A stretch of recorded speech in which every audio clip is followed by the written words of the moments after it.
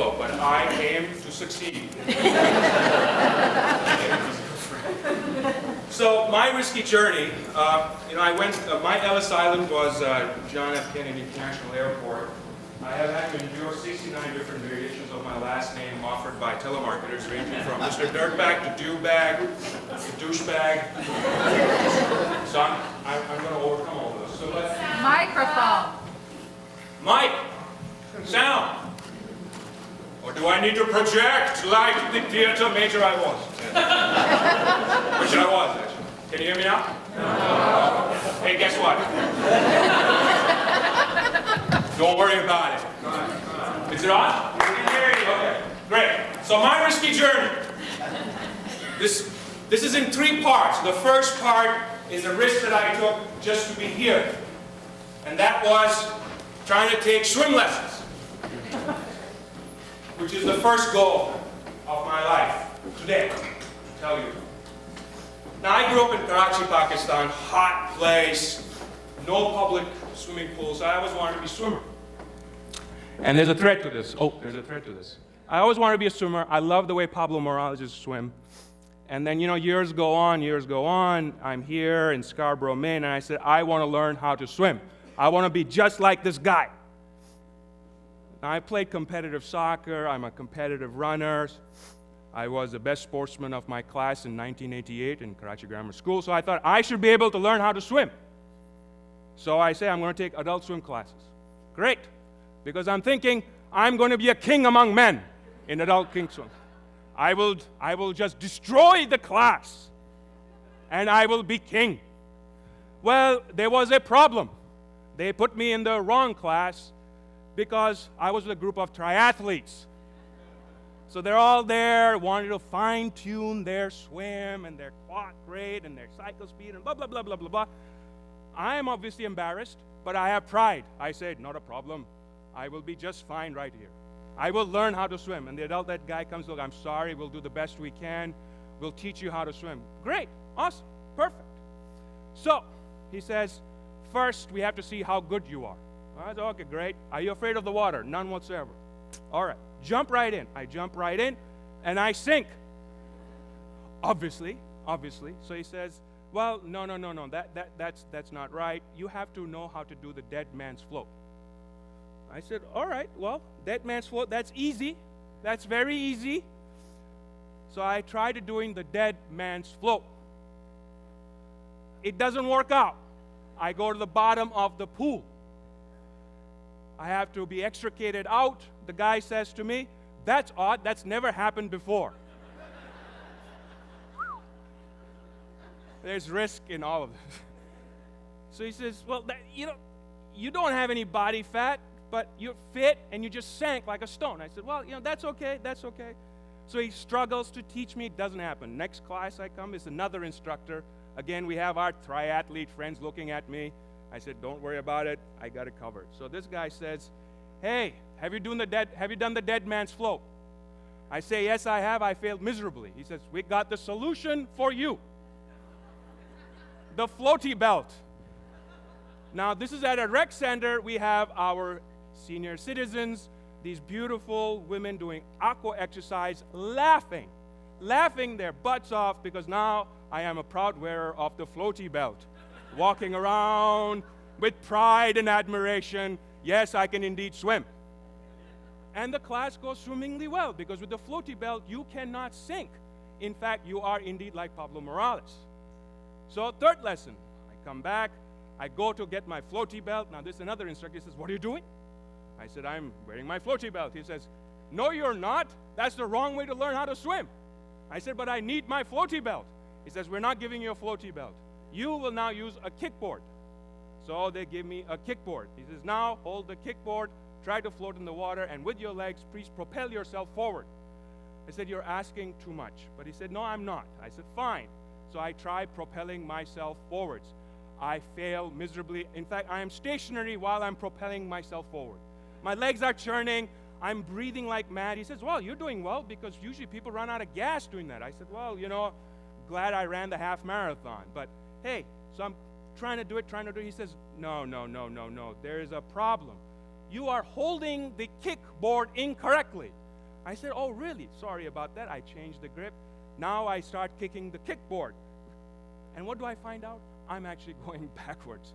And he says, that's never happened before. I said, well, I'm pleased to be breaking records of all kinds today. So he says, fine. Next class is the 4th class. So he says, there's another instructor. I'm going through instructors like crazy over here. They say, so now, have you used the kickboard? I said, yes, I have used the kickboard, and I've managed to go backwards using the kickboard. He says, well, that's interesting, but we are going to try something different. You are going to hold the kickboard, and you're going to try to do a backstroke. I said, okay, we'll give it a whirl. He said, do you have any fear of the water? I said, none at the current time. So I hold the kickboard, and he says, I'm on my back. He says, launch yourself. I said, okay, I will launch myself. I launch myself, and I start kicking. Well, what they don't tell you is that if you don't know how to swim, steering is an issue.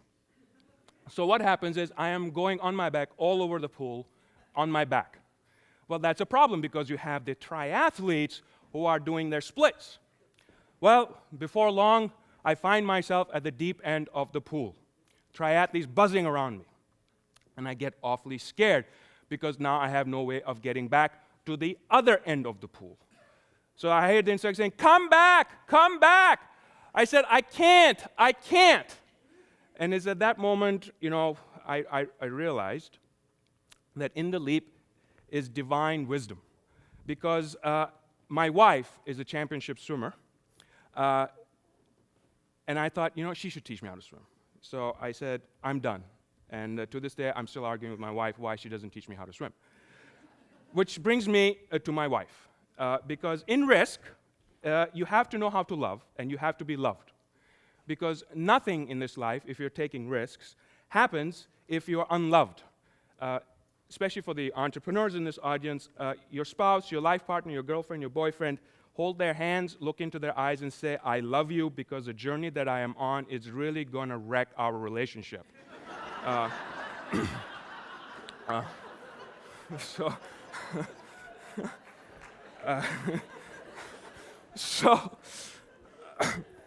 along the way, in 1991, I came to University of New Hampshire from St. John's University in the Midwest. Johnny Cash is my shepherd of how to love.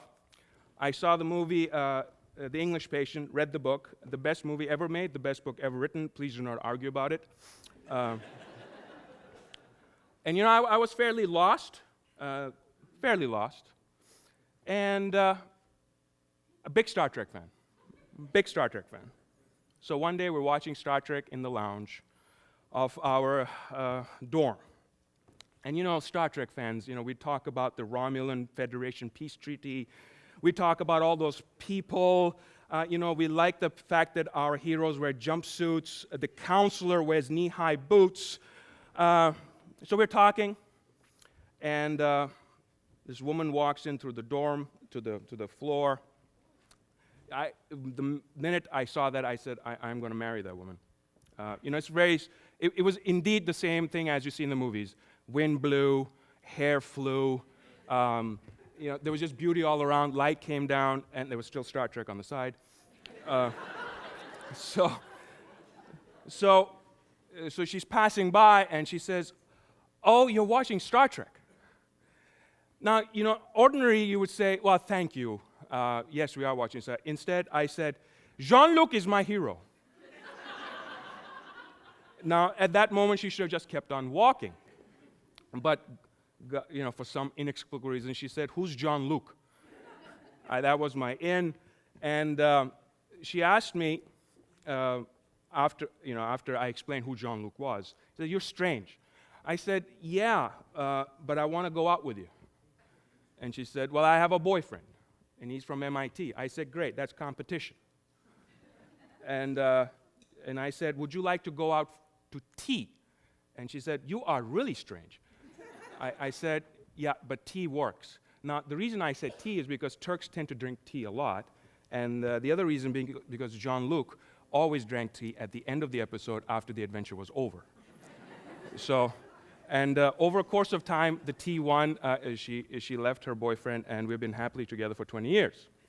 So, from my wife, I learned you have to gift your soul, all of it. If you're going to take a risk, you got to go all out. Don't die, come back because you live for another day for another risk. But you have to gift your soul to the risk you're taking. Which brings me to the third part. There are 3 moments that defined risk for me in the recent past. And it's all because of passion. This thing. Let me take out my glasses here. So it's all about passion. I live for passion. One of my passions is soccer. My heroes. The Turkish national soccer team. I'm also an American, by the way, so it's incredibly difficult when they both play each other because then I got to switch jerseys and stuff like that. But anyway, so these guys. So in Euro 2008, remember, we're soccer mad, 80 million people, the underdogs of the tournament. We go through all the stages by coming back from 2-0 down. So we win these games. Now we're in the round of 16, and I want to share something with you. So just bear with me.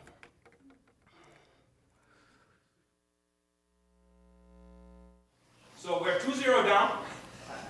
2-0 down. Keep that in mind. 2-0 down, 15 minutes left. The world has written off.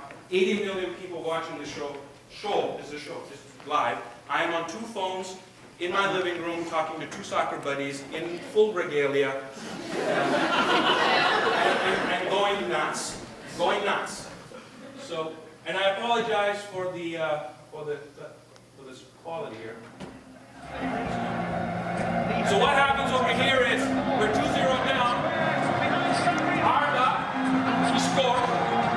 He scored. We won. Now you also know Turkish fans never watch their team without their jerseys. Never. They score. He tries. He can't get it in. Still 2-1. Okay.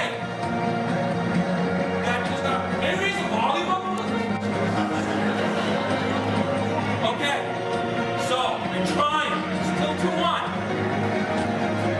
Pass from Nick Altupo. Shep tries to get it. Can't! He hot! He scores! 2-1! At this point, I kick the window and I break it.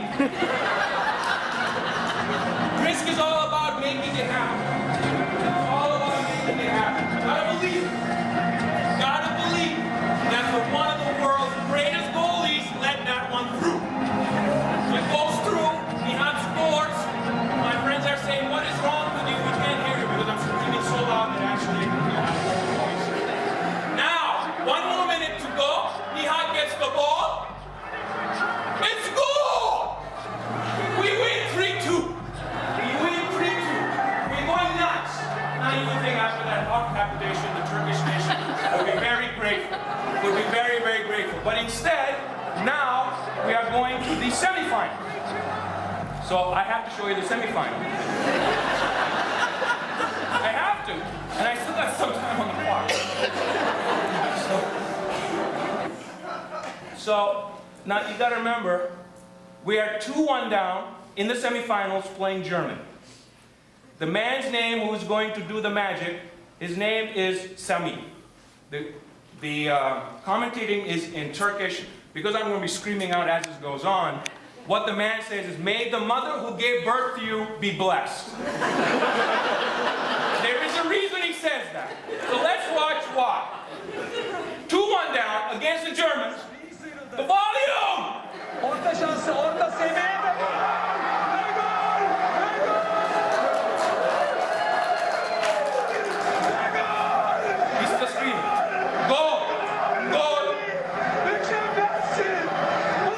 Semi, you are a gift of God.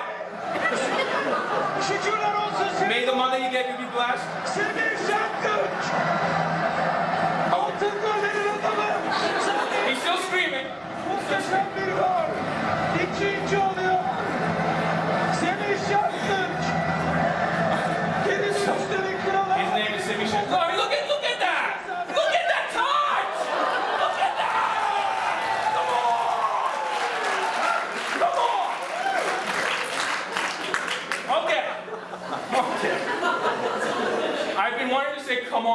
audience for a long time. Okay. But I want to leave you with one last thing. Look, I mean, risk is all about puzzling it up, which is to fit the puzzle. Here is a man who fit it all in together. This is something that Steve Jobs left us with, and this is actually his voice. And after that, I will beg your leave. Here's to the crazy ones, the misfits, the rebels, the troublemakers, the round pegs in the square holes, the ones who see things differently. They're not fond of rules, and they have no respect for the status quo. You can quote them, disagree with them, glorify or vilify them. About the only thing you can't do is ignore them, because they change things. They push the human race forward. While some may see them as the crazy ones, we see genius. Because the people who are crazy enough to think they can change the world are the ones who do.